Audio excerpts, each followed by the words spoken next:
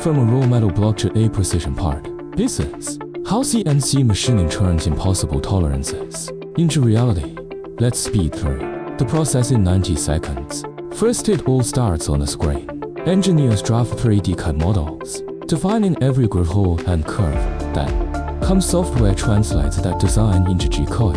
The language CNC machines understand. No guesswork here. Every move is pre-planned to the millimeter.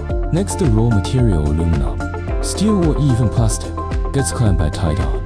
The CNC machine or probe glides over its surface to find zero, calibrating the machine so it knows exactly where to cut. One wrong move, ruined parts.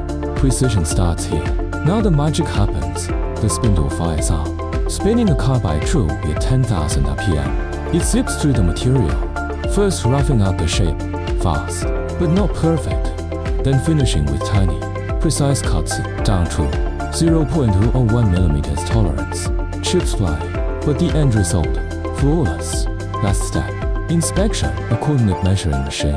CMM checks every dimension to make sure it matches the design.